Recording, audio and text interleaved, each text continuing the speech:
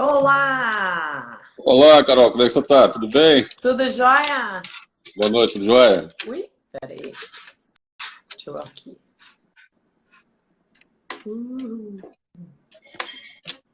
Bem, tudo certo. Olha. Tudo certo por aqui? Aí. Tudo certo aí, como é que estavam vocês aí? Tão legal? Porque eu vi Opa. hoje como é que foi o dia aí. Teve muito treino de mergulho livre aí hoje, não? Como? Muito treino? Treinou hoje? Teve muito Treinei treino hoje de mergulho hoje. livre? Agora não tem mais descanso, é só treino. É isso aí, é isso aí. Vou Não aguardar tenho só um pouquinho, mais. pessoal. Aguardar só um pouquinho, pessoal, entrar pra gente dar início à nossa live aí. Tá Esperar o bom, pessoal sem entrar um pouquinho. problema. Não, falei que não tem mais tempo livre agora. Agora é só treinar. É isso aí, a gente estava treinando também, a gente deu uma paradinha aqui por causa do tempo, né? Esfriou muito. E Né? aí cai o rendimento da piscina, né? A nossa piscina aqui não é Eu aquecida, treino a gente numa deu uma piscina paradinha por enquanto. coberta. Eu treino numa piscina coberta aqui e na academia, então não tenho muito problema. E aqui em Campinas também tá frio, mas não tá fazendo friozão assim, então dá para continuar É treinando que no também. Rio, no Rio aqui cai um pouquinho a temperatura, está em torno de 22 graus, 23 à noite, né? E a temperatura da água cai um pouquinho. Mas quando a gente está treinando em clube, né, e aberto, não é coberto, aí nós damos uma paradinha a semana para ver se semana que vem a gente retorna de novo, um horário um É. pouquinho mais cedo. Tem épocas que não dá para parar, tem épocas que dá para parar. É isso aí. Deixa eu ver se o pessoal está entrando aí. Uma boa noite a todos aí. Já vamos dar início à nossa live aí. Queria agradecer a tua presença, tá, Carol? Uma honra ter você aqui nessa Ah, live, obrigada, tá? obrigada. E Vamos vamos ver se falar a um gente. pouquinho sobre mergulho livre, um pouco sobre Exatamente. segurança. É o mais importante, nessas lives que eu estou fazendo, o motivo dessas lives é que tem acontecido alguns acidentes, né, dentro do mergulho livre, na pesca sub também. Nós tivemos aí há pouco tempo aí algumas ocorrências, né, e levaram até alguns à fatalidade. Então, acho que é importante quem está aí, principalmente você, que é uma referência no mergulho hoje, como o Ricardo Bahia e outros mais, falarem sobre Uhum. essa segurança do mergulho livre, né, porque muitos aí estão quebrando o protocolo e se colocando em risco. E tem ocorrido alguns acidentes sérios em relação a isso. Então, acho que é É. importante a gente chamar atenção para isso, né?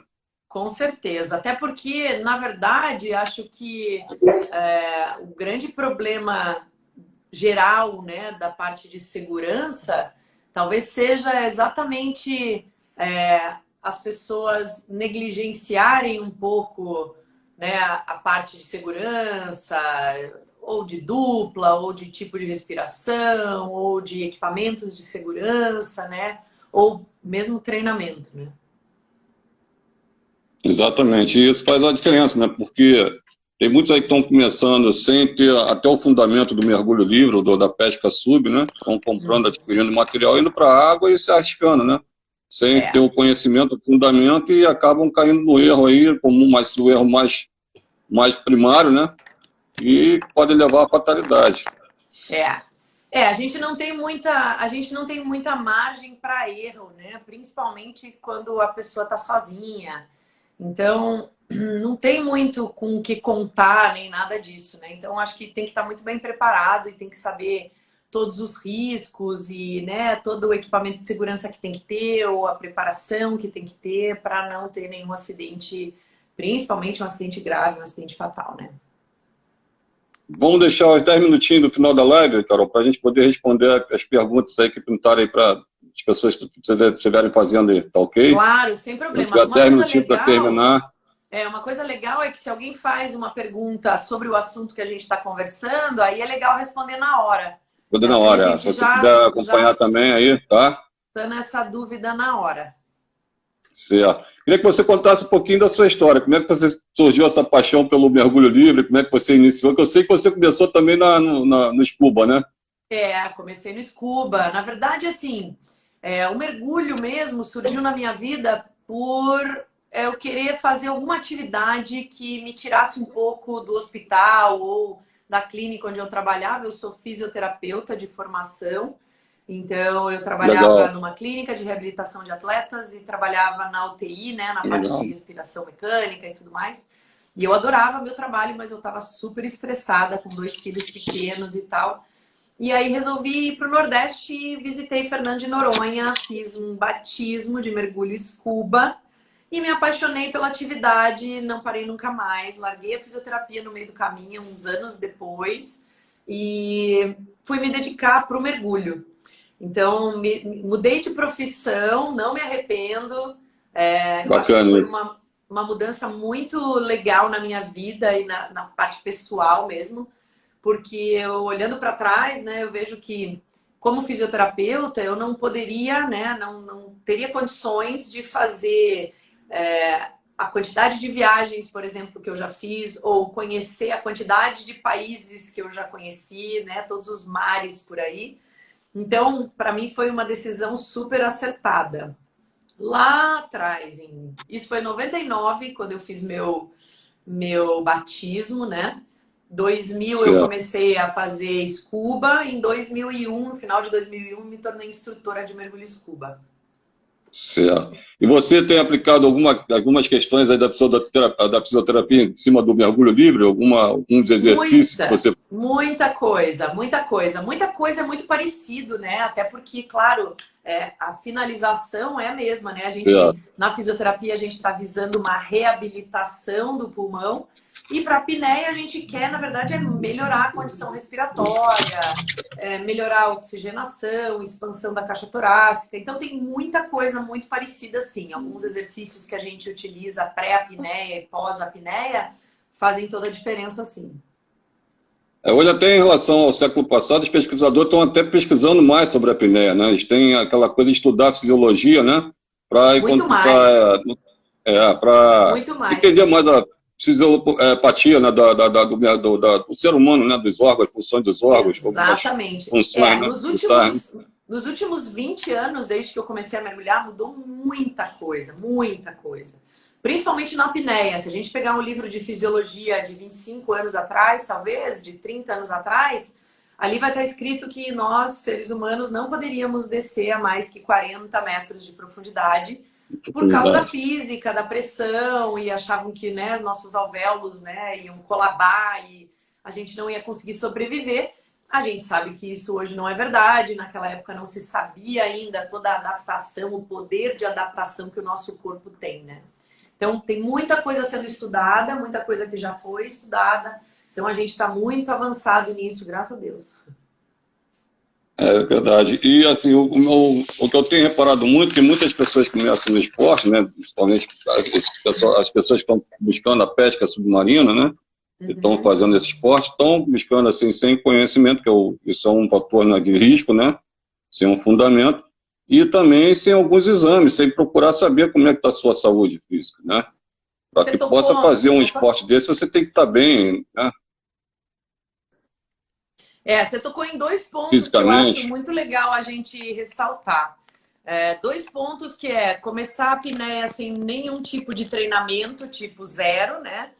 Que acontece, a gente sabe que a maioria das pessoas, né, começa sem saber nada, né? Sem ter um curso ou sem procurar uma pessoa especializada. Exatamente. Normalmente o que as pessoas fazem é aprender um pouco com os amigos. E aí depois eles vêm procurar um curso ou, né, hoje na internet a galera vem procurar muita informação na internet, que tem muita informação, mas tem muita informação muito boa e tem muita informação muito ruim. Então a gente tem que tomar cuidado também com o que a gente lê. Com certeza. Outra coisa que você falou que eu achei muito legal é essa parte do exame médico. Porque tem muita gente que acha que super-herói vai mergulhar e não faz check-up anual, nem nada assim, né? Então, eu normalmente indico para todos os mergulhadores que vêm fazer curso, eles fazem, né, uma autoavaliação médica, eles respondem todo um questionário.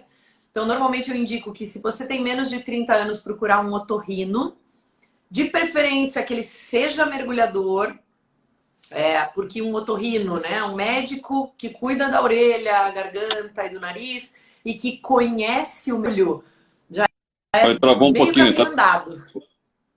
Porque tem muito médico que o cara pode entender muito bem de otorrinolaringologia, mas não entende de mergulho. Então, eu já vi muitos absurdos por aí, assim.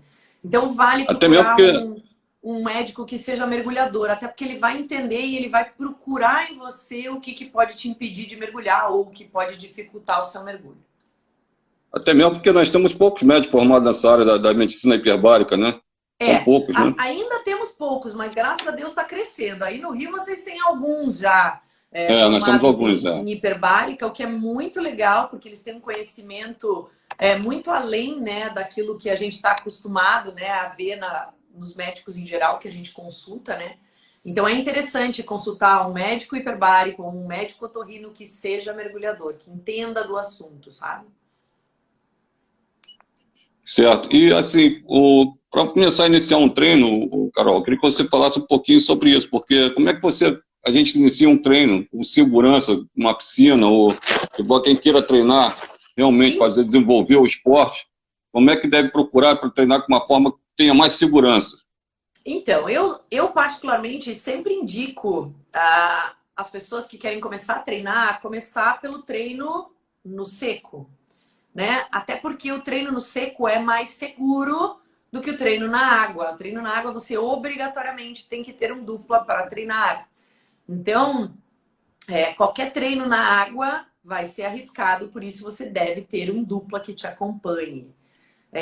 No seco, você pode começar a treinar sem grandes preocupações, né? Mas você tem que saber o que treinar. Eu recebo bastante mensagens de ex-alunos de muito tempo ou pessoas que nunca nem fizeram curso de mergulho livre me perguntando qual que é a melhor maneira de treinar. E eu não gosto de sair falando, tem que treinar assim, tem que treinar assado, tem que treinar aquele outro. Porque a pessoa tem que entender por que ela tem que treinar daquela maneira, né? Então, ontem mesmo eu terminei um curso aqui de freediver, a parte teórica, com uma galerinha à noite. E a lição de casa para hoje era que eles me mandassem um treino. Que eu mostro para eles, falo, olha, vocês vão fazer um treino por causa disso, disso e disso, vão partir da sua apneia, né? Cada um vai ser um treino específico, bem personalizado.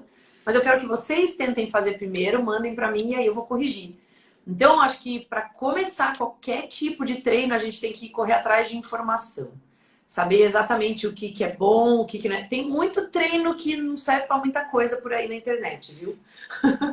Então, a gente tem que tomar um cuidado. E você associa alguma... Diga. Pode falar. Não, eu ia falar que eu normalmente indico alguns aplicativos que...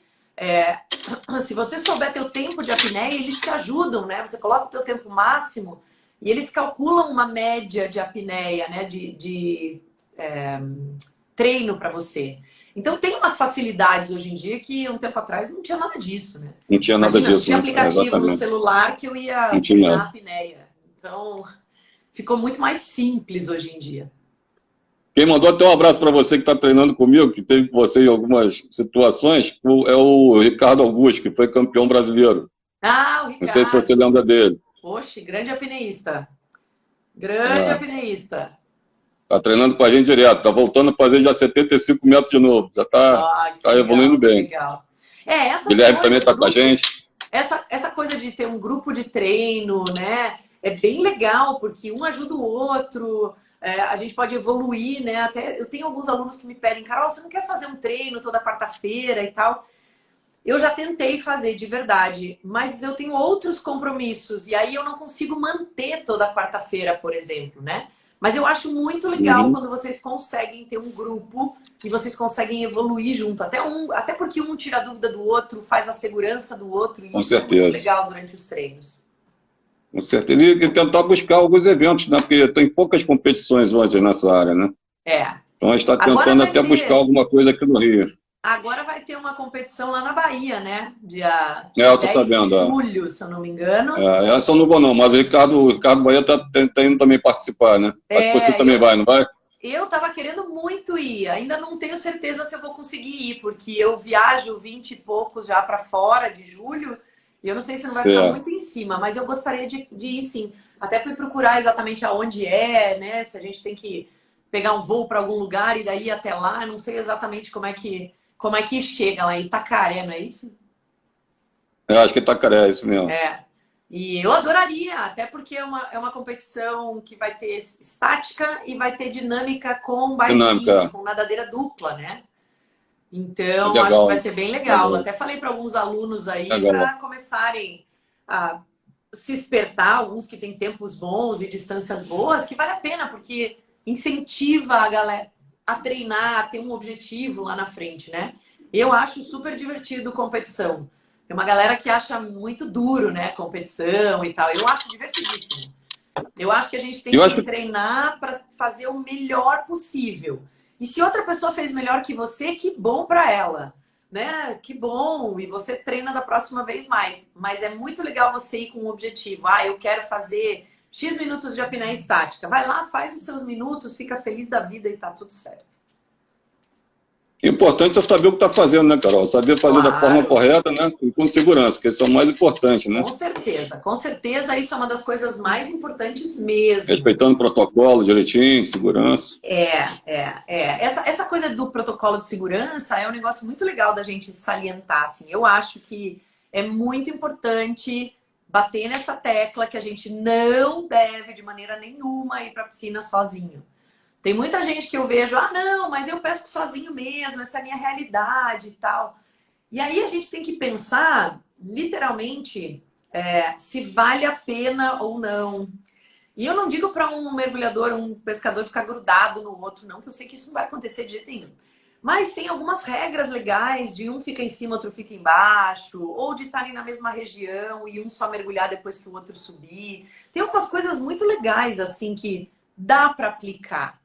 Tá? Que vai tornar o mergulho de muita gente muito mais seguro. Eu sou super a favor, eu sou super da segurança. Eu não faço nada que não tenha segurança, que não tenha oxigênio, que não tenha plano de evacuação. Eu gosto de tudo, de saber se der alguma coisa errada, exatamente o que vai acontecer depois. Aqui a gente está treinando, a gente está até pagando um salva-vida para acompanhar o nosso treino, em guarda-vidas. A gente fica na piscina acompanhando o nosso treino o tempo todo. O cara é bem sagazmente, fica olhando cada um, entendeu? Quando está fazendo a performance, ele está sempre acompanhando e a gente também fazendo a segurança. E a gente sabe que em qualquer momento pode acontecer um acidente, né? Exatamente. Principalmente se vocês estão, né? Se alguém está treinando e tentando uma máxima. Né? Porque quando a gente está treinando na faixa ali dos 70%, 80%, dificilmente você vai ter qualquer tipo de acidente, né? Até por isso que a gente indica normalmente a não treinar muito perto do limite. Tira um dia onde tem alguém que vai fazer a sua segurança, que entenda do assunto, e aí beleza, fazer uma máxima. Até para formular novos treinos, né? Novos tempos de treino e tudo mais. Mas vale a pena. Esse negócio, uma coisa bem interessante de falar, que eu tenho falado sempre quando alguém me pergunta sobre apneias máximas, né? Sobre fazer o máximo. Eu sempre digo que a gente não deve fazer o máximo toda semana ou a cada 2, 3 semanas. A gente deve fazer apneias máximas uma vez por mês, talvez uma vez a cada 45 dias. Isso quer dizer a cada 4, 5 semanas de treino. Aí você faz uma máxima. Não adianta a gente querer ficar fazendo o máximo o tempo todo. Eu vejo muita gente querendo aumentar tempo, aumentar tempo, aumentar tempo. E a apneia leva tempo para o teu corpo se acostumar, né? Com essas taxas de CO2 e CO2. Isso acontece a mesma coisa na profundidade. Tem muita gente que fala, ah, eu quero descer, eu quero descer, eu quero descer. Calma, aprende as técnicas mais rasas, né? Fica no raso. Eu falo para alguns alunos, cara, fica nos 10 metros e fica só treinando equalização, técnicas diferentes de equalização, como o teu corpo se comporta com pouco ar no pulmão. Tem tanta coisa legal que a gente consegue treinar, mesmo numa baixa profundidade, que às vezes vale a pena do que ficar só tentando atingir profundidades enormes, sabe?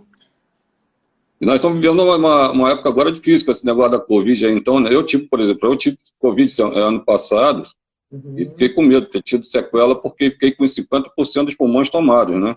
Nossa. E assim, não precisei entubar. E uma das diferenças, o diferencial que fez, o médico diz que não pode ter sido, mas pode ter acontecido de ter sido um diferencial a apneia, por ter praticado muito tempo. Isso pode ter sido um pouquinho do diferencial, entendeu? Falando como fisioterapeuta, a gente analisando essa parte de reabilitação pulmonar, comprometimento de alvéolos e tudo mais, né?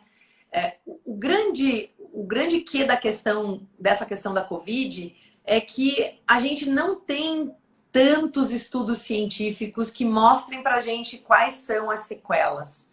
Então tem gente que vai ter sequelas maiores, tem gente que vai ter sequelas menores, tem gente que não vai ter sequela nenhuma, tem gente que vai ter sequelas graves. Então depende muito. Eu acredito, sinceramente, que a preparação que o nosso organismo tem de reabilitar, de estar sempre com a imunidade alta, um físico bem saudável, eu acho que isso com certeza vai ajudar em qualquer tipo de recuperação contra qualquer tipo de vírus, né? Então, eu acho que a gente bem preparado, bem treinado, ativo fisicamente, ativo mentalmente, que isso é uma das coisas também que pode deixar a pessoa mais deprimida, né? E daí o sistema imunológico deprime também. É você estar ativo, literalmente. E você associa algum exercício físico fora do mergulho livre, junto ao mergulho livre, para poder aprimorar cada vez mais o seu desenvolvimento na apneia? Como é que você faz? Tem vários exercícios. Eu digo que o treinamento para mergulho livre, de verdade, ele pode ser super complexo. Complexo que eu digo assim, a gente tem que cuidar da cabeça, a gente tem que fazer exercícios mentais, a gente tem que fazer meditações, a gente tem que fazer exercícios de concentração, memória mesmo. A gente tem que fazer exercícios físicos para o corpo ter uma resistência boa ao exercício que a gente faz mergulhando. Mas a gente também tem que ter uma tolerância boa, um fisiológico bom preparado para a apneia. Então, essas tabelinhas de tolerância ao O2 e CO2 são muito importantes também. Mas lembrando que só as tabelinhas não fazem de você um excelente mergulhador. Isso é uma coisa que muita gente fala, não, mas eu vou fazer tabelinha todo dia, eu quero fazer 5 minutos, eu quero fazer 5 minutos e meio e tal. E aí? Né? Se você tem o objetivo de fazer uma apneia estática de 5 minutos e tanto, maravilha. Agora, se você quer, no final das contas, mergulhar, vale a pena você fazer um treino mais completo. Você pensar no físico, você pensar no mental e aí pensar no fisiológico nas tabelas de tolerância ao O2 e a alta concentração de CO2. É complexo, tem bastante coisa para trabalhar. Exatamente. Acho que é um esporte magnífico, né, Carol? Por isso que ele é diferenciado de qualquer outro esporte, né? Sabe uma coisa muito legal que me perguntam muito? Mas não faz mal você fazer apneia, ficar tanto tempo sem respirar? E eu acho muito legal porque a gente tem muitos estudos que comprovam, estudos feitos com atletas que passaram 10 anos competindo, né? Então tem um histórico, não é qualquer pessoa, né? Tem uma amostragem boa de atletas que fazem apneia e que estão muito melhor do que quem não faz. Do que quem faz qualquer outro tipo de esporte não tão levado a sério, não tão profissional. Então isso é muito legal, sabe? Você saber que o preparo que você faz... Claro que eu considero, na hora que a gente vai bater um recorde, ou na hora que a gente vai fazer um mergulhão gigantesco, não é bom para o nosso organismo, né? É como fazer uma maratona, uma ultramaratona. O organismo sofre bastante, o corpo sofre. Mas ele tem que estar muito bem preparado para suportar esse extremo. Então, essa que é a coisa legal da apneia. Quando você se prepara bem e você tem um físico, um mental e um fisiológico que aguenta tudo isso, é porque o teu corpo está muito bom. Então, vale a pena você estar bem condicionado. Então, os estudos mostram que a gente não tem lesão com muito tempo de apneia. Né? Eu já fui num médico uma vez que falou, meu Deus, quando você faz de apneia? Eu, nossa, faço 6,5.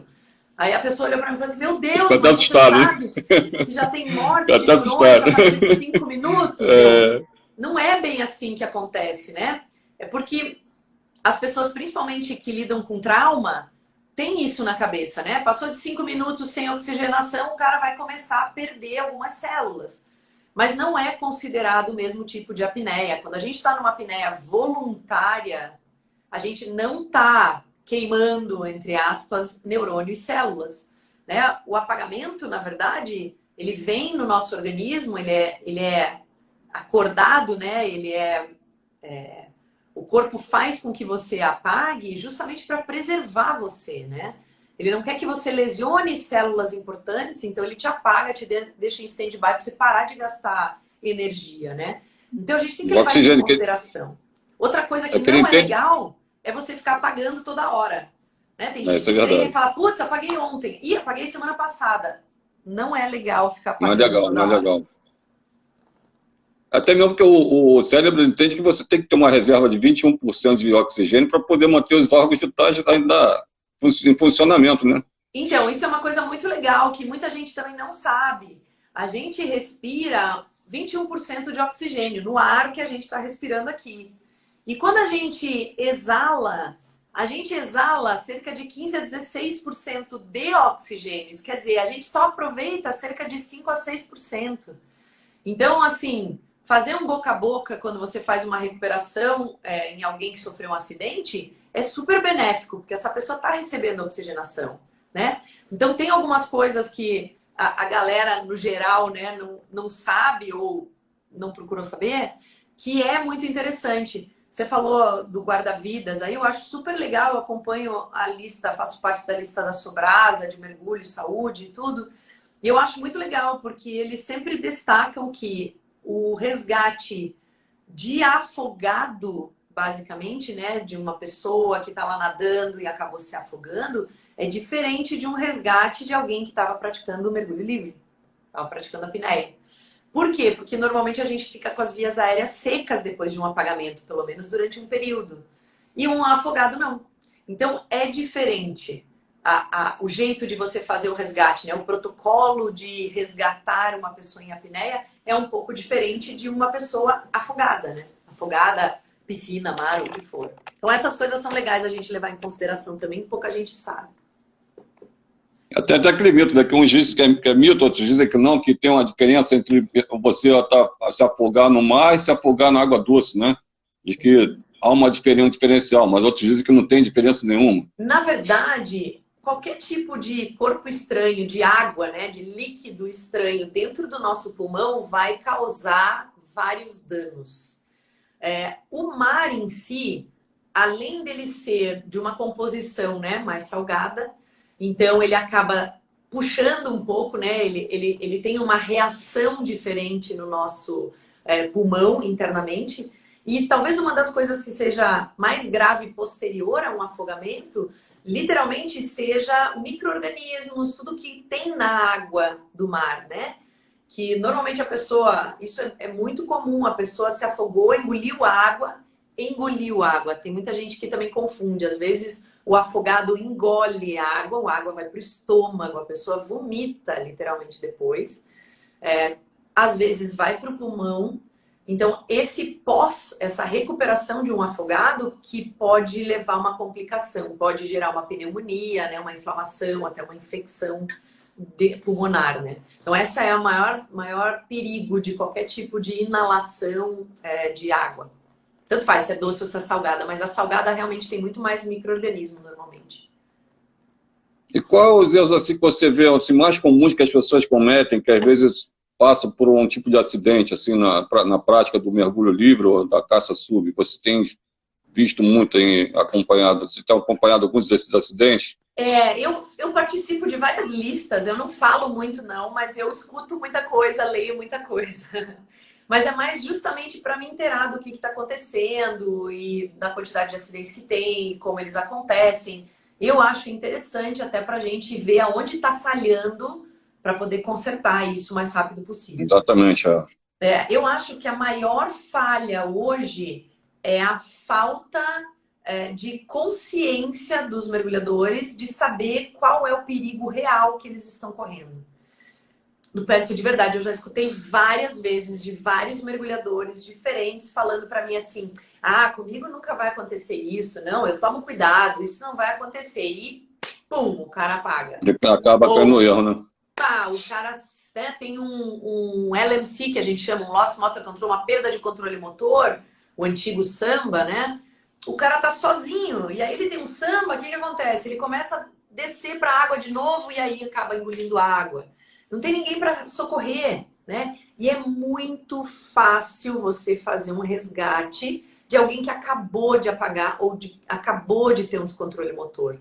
É muito fácil, você tem que proteger as vias aéreas. Basicamente isso.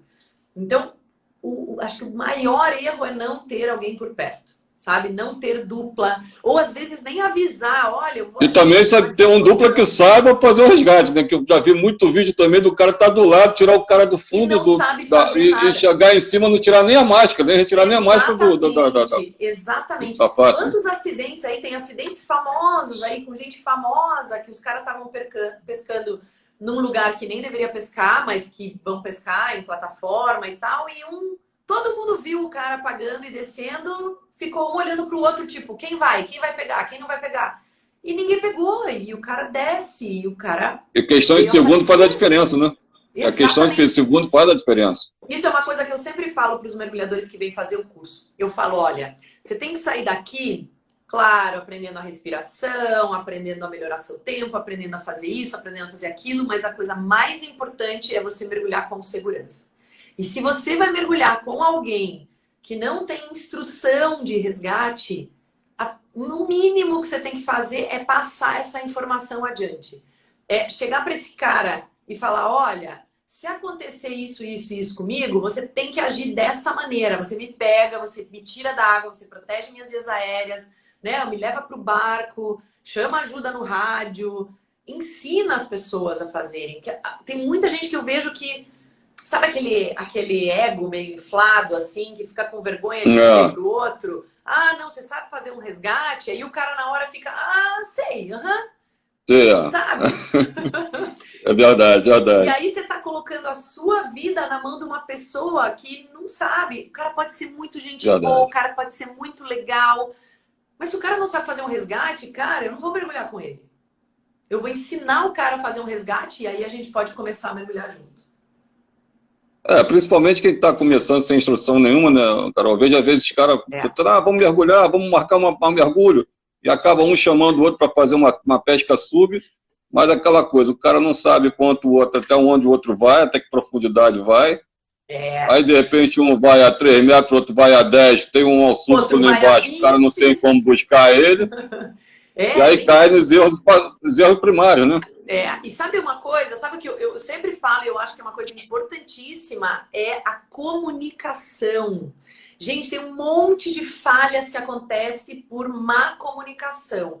Lupercio, nós vamos mergulhar. Então, eu vou chegar na boiazinha lá, eu vou botar um cabo, eu vou botar lá 20 metros. Eu vou falar pra você, cara, agora eu vou fazer o meu aquecimento, eu vou fazer o meu treino, eu vou fazer o meu mergulho. Eu vou descer a 15 metros, eu vou ficar durante 1 minuto e depois vou subir os 15 metros. Quer dizer, você sabe que eu vou demorar nesse mergulho 1 minuto e 30 segundos. Se eu começar a demorar mais do que 1 minuto e 45, 2 minutos, se esperta. E vai começar a mergulhar para me procurar, porque não é à toa que eu vou demorar 30 segundos a mais. Então, esse tipo de comunicação falha. E exatamente o que você falou, você vai mergulhar a 10, 15, alguém vai mergulhar a 5, 6. E se você precisar de ajuda, que está mais fundo, como é que essa pessoa vai pegar? Eu já tive aluno que que contou o caso de, eu tive que arpoar o cara, porque eu não chegava nele. Faltava 4, 5 metros, eu nervoso, adrenalina lá, né, nas nuvens, o cara não consegue. E aí ele tem que pegar esse cara, como é que ele faz, né? Então, mergulhar na mesma profundidade é uma das dicas muito Acho que teve até um caso que você comentou aí bem. Você até falou uma situação que eu acho que teve até um caso que o cara chegou até a arpoar a nadadeira do outro para puxar ele para cima. Eu conheço 2 casos desses. Um que arpoou a nadadeira, que bom que era uma nadadeira de plástico, né, de termoplástico, então varou a nadadeira, mas não quebrado, porque uma de carbono provavelmente quebraria, né? Quebraria, não aguentaria o impacto. Teve um outro caso, agora eu não me lembro se foi na Bahia, porque faz muitos anos já. O cara arpoou a panturrilha do dupla e trouxe ele na panturrilha. Mas o cara sobreviveu. Isso quer dizer, valeu a pena? Pô, claro que valeu a pena. Tenho certeza que esse cara tá agradecendo o outro até hoje. Teve um caso aqui no Rio, não sei se você ficou sabendo, também de um mergulhador experiente também, que foi fazer uma pesca sub, né? Uhum. E ele já está com uma arma de 60, uma arma pequena, né? Que deve ter colocado ela colada ao ombro, descido com ela colada ao peito. Ele atirou, provavelmente deve ter disparado, a arma ele deve ter acionado o gatilho, né? Sem perceber. e como estava próximo ao pescoço dele, a cabeça, varou a cabeça dele. Depois ele foi falar que bateu na pedra e voltou nele, resvalou nele. Aí tiveram que provar que isso era incapaz de acontecer. Então, tem umas histórias que a gente analisa e fala assim, acho que isso aí não ia acontecer, não. Mas tem que tomar cuidado mesmo. Esse negócio da habilidade também. Eu vejo muita gente levar o amigo para mergulhar e o amigo não tem habilidade nenhuma, o cara vai lá e coloca um arpão na mão dele. E, nossa, eu já vi tantos casos do arpão, disparou no barco. Olha, é um perigo danado. Às vezes a gente está mergulhando, olha assim pro lado, tem 5, 6, 7 em volta de você com o arpão, você tem que dar um perdido dos caras, porque senão... Visibilidade ruim. Eu já vi caso de um pescador arpoar o outro. Porque a visibilidade estava tão ruim que passou um vulto, o cara, pá, acertou o dupla. Exatamente. E bom que acertou o braço, né? Mas, poxa, imagina o susto. E você está ali, você está correndo diversos riscos, né? O cara tem que entender, né, essa situação, né? Que é justamente respeitar o protocolo, né? Que é o mais importante. Uma das coisas que eu vejo, é o teu conhecimento, é o fundamento, né? Uma das coisas que eu vejo, e já que a gente está falando de pesca, eu não pesco mais, há muito tempo que eu não pesco, até vou com os meus amigos, né, quando eles vão pescar e tal, mas eu não pesco, não. Não tô mais pescando porque eu tenho dó do peixe. Não tenho dó de comer, tá, gente? Mas eu tenho dó de matar ele na hora. Eu também. Eu também tenho pescado mais, não. Eu ajudo, eu mostro onde é que tem peixe, eu faço de tudo. Mas eu não pesco. Então, não vou eu falar sobre a pesca sub. Mas o que eu vejo muita gente acontecer, e a maioria dos acidentes acontece na pesca, porque o cara se distrai. Né? O cara fica focado no peixe. E a maioria dos relatos de acidente vem que o cara tá finalizando o mergulho e aí resolveu descer de novo. Ou ele tava já vindo embora, já tava sentindo contração e pá, o peixe apareceu. Então é sempre naquele, não vou perder a oportunidade e tal. Tem que ter um pouco de discernimento nessa hora, né? A gente tem que pensar literalmente. Com certeza. E tem que estar preparado, né, Carol? Porque é aquela coisa, né? Você está lidando com uma situação ali adversa. Porque você pega um peixe que tem uma certa força na água, né, dentro da água, o cara vai brigar. E aí, se ele não estiver preparado com uma boa apneia, o risco é grande dele ficar. E o peixe está no ambiente dele, né? Está no ambiente dele, exatamente. Você está disputando o ambiente. Exatamente. Você está no território que é dele, não é no seu território. Cara, os peixes eles nadam muito melhor do que a gente, eles nadam muito mais rápido do que a gente, né? Eles estão no ambiente deles. Então não dá para ficar competindo muito, né? Eu já escutei muito essa história de vamos ver quem que ganha, né? O pescador ou o peixe, aquela coisa toda. É bem isso, ó. O meu que o Vandeco falou ali da apneia de alta performance ali, ó. O cara fica hipnotizado pelo peixe e o peixe cega o pescador. Isso acontece muito, né? O cara fica naquela ganância de eu quero pegar, eu quero pegar, eu quero pegar, e acaba literalmente esquecendo que tem que respirar. Exatamente. Eu queria que você falasse um pouquinho também, Carol, que para quem conhece do assunto aí, quem também não conhece, está assistindo a live aí, que não sabe, não entende um pouquinho do assunto, mas que falar sobre os benefícios, tá? No treino hipóxico, o que ele traz de benefício para o mergulhador. Se você treina também bastante essa parte da hipoxia, né? Eu acho que importante do treino hipóxico, né, é um conjunto de treinos. A gente treinar hipóxia e treinar hipercapnia juntos, ou melhor, simultaneamente, né? Um dia treino hipóxia, outro dia treino hipercapnia. Explica um pouquinho, só para quem não entende aí, para quem não sabe o que seria o hipóxia, para você dar uma explicaçãozinha para eles aí. Então, para quem não sabe, o que a gente faz? A gente treina uma tolerância do nosso organismo com uma baixa, para trabalhar, para funcionar com uma baixa concentração de oxigênio. Isso é hipóxia. Hipóxia é baixa concentração de oxigênio. Hipercapnia é o CO2, a quantidade de moléculas de CO2 no nosso organismo. O CO2 é basicamente a produção da nossa respiração, né? A gente consome O2, consome energia e produz CO2. Então, a gente faz esse balanço. Hoje, a gente tem, por exemplo, uma taxa de limite para o O2 e para o CO2. Quando eu treino hipóxia, eu treino o meu organismo a trabalhar com menos oxigênio e trabalhar normalmente. Quando eu treino hipercapnia, eu treino o meu organismo a trabalhar com uma taxa maior de CO2 e continuar trabalhando normalmente. Então, eu condiciono o meu organismo com uma taxa basal, né, com a taxa básica mesmo, diferente de pessoas que não fazem apneia. Por isso que a gente consegue fazer alguns esportes muito bem.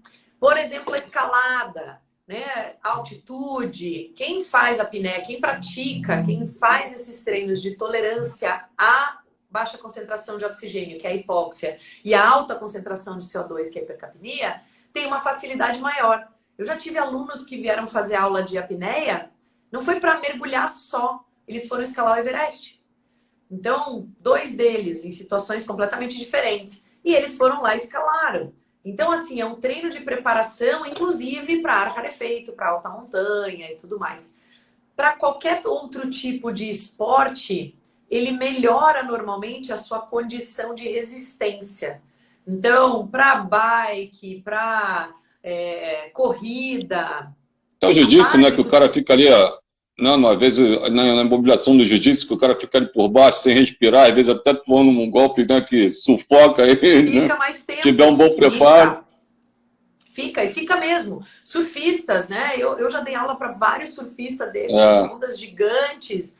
E o que eles querem? Inclusive até o Luciano Brandão tá vindo treinar com a gente também. Ah, que legal, que legal. Eu sempre falo que não é um treino, não é... Sempre me perguntam, tem uma respiração para eu fazer antes de uma vaca, né? Antes de eu entrar numa onda e tal.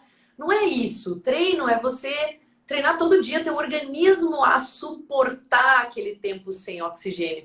Então não é 1 ou 2 respirações que vai fazer você virar um excelente apneísta ou vai levar uma vaca gigantesca de 40 segundos e vai prender a respiração numa boa. Você tem que estar treinado para isso. Para isso, a gente faz essas tabelinhas de tolerância a O2 e CO2, que é a hipóxia e hipercapnia.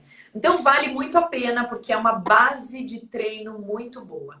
Nenhum apneísta de ponta consegue apneias excelentes, tanto faz a modalidade, sem fazer a base.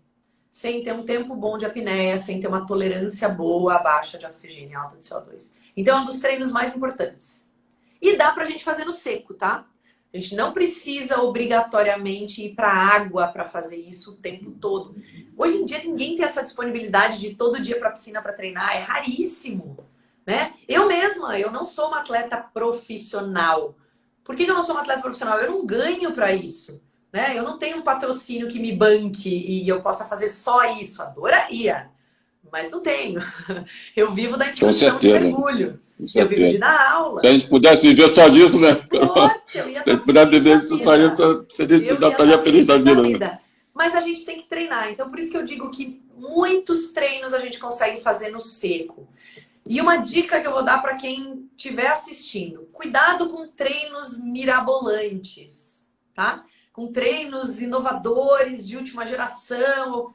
Calma, que acho que a gente precisa primeiro foi até bom você tocar nesse assunto. Foi até bom você tocar nesse assunto, que eu tenho acompanhado alguns vídeos e vi algumas pessoas até fazendo igual. E acho que é um grande risco. Você, por exemplo, estar numa apneia no fundo da piscina carregando peso. Ou até em academia, pessoas malhando e tentando ir fazendo apneia. Eu queria que você falasse um pouco sobre isso aí. Tudo tem seu risco. Exercícios em apneia são muito legais, mas eles têm que ser muito bem orientados. Ninguém vai para academia, sair correndo na esteira e ficar fazendo 10 segundos de apneia toda vez. Cara, você pode ter uma tontura, cair ali e se machucar feio. Então, tem alguns perigos. Você não pode ficar fazendo agachamento com peso em apneia sem alguém estar te olhando. Tem algumas coisas que são perigosas. A gente tem que ter esse discernimento de que será que isso é bom mesmo? Pesquisa, pergunta para pessoas que tenham mais... mais vivência no assunto, porque eu vejo umas coisas bizarras, de verdade. Mas eu vejo alguns alunos me mandam assim, Carol, o que você acha desse treino? Eu falo, gente, é uma loucura, não faça isso. Vai treinar o básico primeiro, para você acostumar teu organismo, aí depois você vai tentando coisas que são novidades. Né? Eu vejo muita gente falando, esse negócio de treininho de tolerância não adianta para nada. Gente, isso é fisiologia pura, isso não é invencionismo, Exatamente. Isso não é moda. Não é nada, isso é fisiologia, isso é estudo, né? Não sei nem se você ficou sabendo, mas agora, acho que 2 semanas atrás, ou uma semana atrás, morreu um turista lá em Fernando Noronha, que ele estava fazendo aquela atividade que a lancha vai puxando o cara segurando uma pranchinha, Ah, o e aí você vai Planasub? fazendo a apneia. Isso, plana sub. O cara faleceu. Por quê? O Ah, não tempo que sabia ele tem não. ali, de ficar ali embaixo, ali subindo e descendo, sem tempo de respirar em cima, sem poder limpar o pulmão, né? E às vezes É, o cara não percebe isso e vai embora. e pior que vai mesmo. Pior é que vai mesmo. E vai mesmo. É, a gente tem que tomar um cuidado com esse tipo de atividade. Toda atividade na água deve ser monitorada. Monitorada que eu digo é você deve ter alguém olhando por você. É, você deve ter um dupla. Todo mundo acha, eu recebo muito isso. Ah, mas eu mergulho sozinho, não tem problema não, eu sei me cuidar, eu sei meus limites. Eu já tive uma vez um aluno que falou para mim assim: ah, eu quero me tornar instrutor. Que legal, vamos, né? Vamos galgar isso, né? Ah, não, mas eu já sei mergulhar, eu já faço isso, já faço aquilo, já mergulho há 20 anos. Eu quero fazer o curso de instrutor. Tá bom, mas para fazer o curso de instrutor você tem que se preparar. Ninguém chega no curso de instrutor sem fazer um intermediário, ou sem fazer o safety, que é um segurança, né? Um resgate, primeiros socorros. Você tem que ter um embasamento, né? Eu vejo hoje muita gente, eu sou instrutor de apneia, eu sou instrutor de mergulho livre. Tá, e você credencia, você é instrutor por aonde, né? E a pessoa fala, não, Exatamente, esse que é o perigo, né? é que eu conheço da coisa. Esse que é Gente, o você perigo. vai entregar a sua vida em alguém que só diz que conhece da coisa? Eu sou muito chata com isso. Eu acho Como que tem a muitos gente alunos que tem... estão se formando aí em pesca sub e já estão achando que podem dar aula, estão aptos a dar aula. Aí, pô, E fica sabe que complicado isso, né? uma coisa é muito diferente você ser um bom atleta e você ser um bom instrutor, né? A Tem que ter a metodologia de didática, tem que ter ensino, a exatamente a didática, didática, tem que ter tudo isso, né? exatamente. Isso é completamente diferente. Eu fui começar a ser instrutora de mergulho livre porque eu achava que os instrutores que eu tive, né, a maioria, o que eu conhecia, eram muito fracos. E eu falei, não, gente, não é possível. As pessoas vão me ensinar um negócio e não sabem, né? E por isso que eu fui Com atrás de certeza. pessoas super qualificadas para aprender E você, mesmo. se- e você se espelhou em alguém, Carol? Você seguiu uma didática de algum deles, assim? Porque eu vejo que tem muita gente que procura, né? Por exemplo, o Ricardo Augusto treina com a gente. Ele estudou toda a parte do Humberto Pelizari, né? Você Eu acompanhou o treino adoro todo o do Beto Humberto Pelizari. Pelissari. Adoro. Comprei o último livro dele agora, faz, sei lá, 2 meses. O cara é muito bom e ele tem uma base fisiológica muito bom. Então, ele se baseia em fatos, em estatística, né? Aquela coisa que você entende, né? Que você explica e você entende. Não é aquela coisa, eu acho que comigo acontece assim. Que eu vejo que é o que acontece bastante. O cara é um super atleta, mas na hora de explicar, o cara não sabe o beabá de como explicar aquilo, né?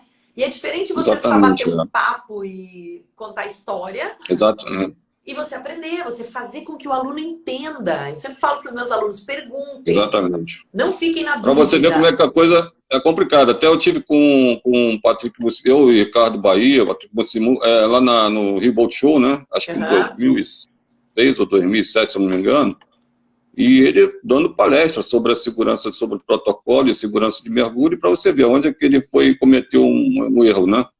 Foi treinar sozinho na piscina de casa e acabou vindo a falecer, né, cara? Foi horrível isso, né? Exatamente, exatamente. O Patrick veio, eu fui no curso na clínica que ele deu no Rio, no Boat Show.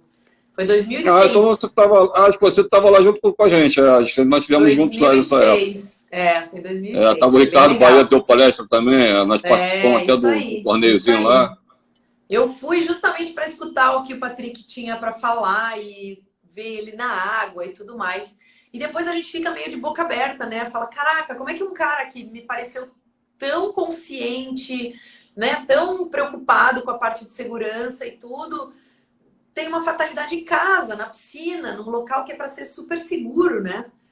Então a gente tem Exatamente. eu vejo que a maioria dos acidentes acontecem porque as pessoas Acho que elas também aumento de confiança, também o cara pega uma certa confiança, né, e acha que pode, quando às vezes também não está naquele dia dele, é né? um E aí é onde excesso de acontece o erro, né? É o autoconfiança, certo né? exatamente, confiança, né? O cara pode, a gente sabe que o cara pode, a gente sabe que o cara entende, mas naquele dia ele não estava tão legal, não tinha ninguém junto, pum, Foi. Até mesmo porque quando mesmo que você faça, você seja um atleta de ponta como você é, você treina pra caramba, você naquele dia que você tem uma performance boa, mas no outro dia você não tem a mesma performance, né? Por mais que você tenha treinado bastante, você não consegue aquela performance. Se você me pedir hoje para fazer uma apneia estática, eu não vou fazer mais do que, sei lá, 5 minutos. Eu não vou fazer. Mas eu já fiz 6,5, porque eu estava treinando para isso. Né? Se você me botar para descer você tem que estar naquele hoje... teu dia, né, também, é. Tem o dia. Se você me botar para descer hoje 100 metros, talvez hoje eu não desça. Né? Porque eu não tô treinando profundidade neste momento, né? Eu tô indo fazer uns treinamentos bem legais fora do país e tal. Ainda não sei exatamente o que vai render isso, porque eu gosto muito de treinar e aí lá no treino eu vou ver se eu tô bem, se eu não tô bem, como é que eu tô me sentindo, tem tudo isso envolvido. Mas eu quero fazer profundidade, a minha meta é mergulhar fundo de novo. Mas e como é que você vê essa questão como é que você vê essa questão hoje do treino no limites? Como é que você está vendo essa questão desse treino para essa modalidade? Então, na verdade, o No Limits é uma modalidade que foi abolida já da AIDA. Eles não vão homologar mais recorde de No Limits. Eles parece que teve um agora que sofreu uma porção de sequelas, né? Teve diversas sequelas que foi a 230 e poucos 240 metros. Foi o Herbert Nick, o austríaco. Ele é o atual recordista de No Limits com 214 metros.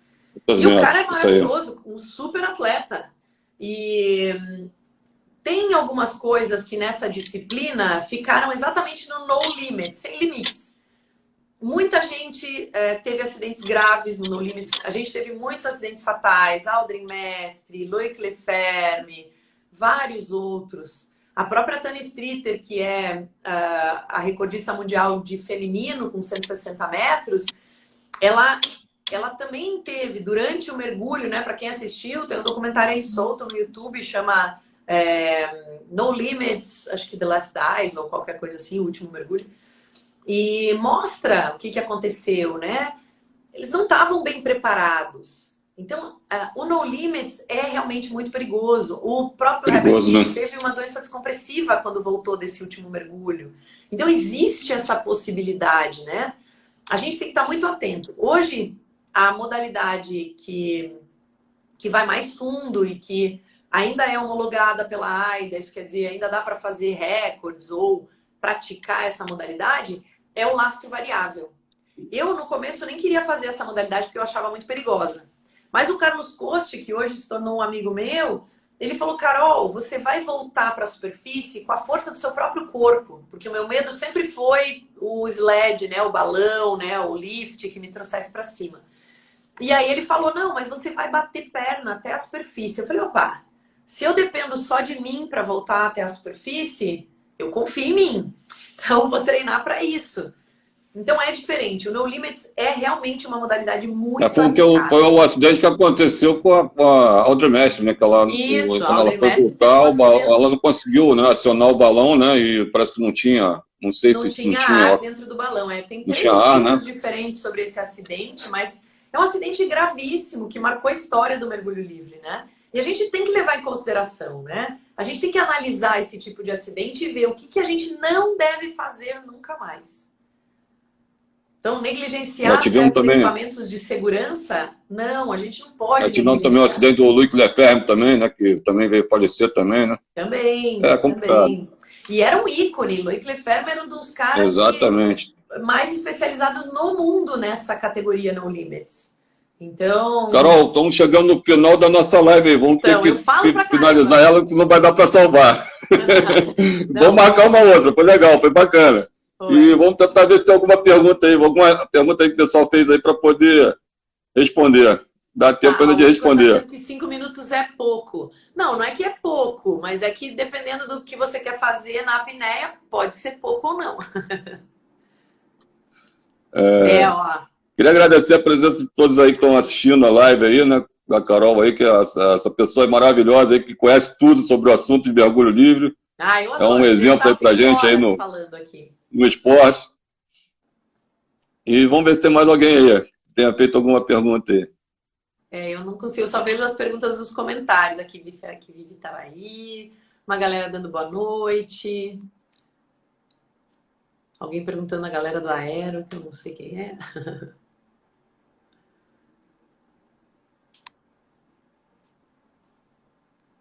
Vamos ver se tem alguma pergunta aí. Temos que treinar, gente. Isso sim. Nada de ficar só vendo TV, vendo série aí. Vamos treinar.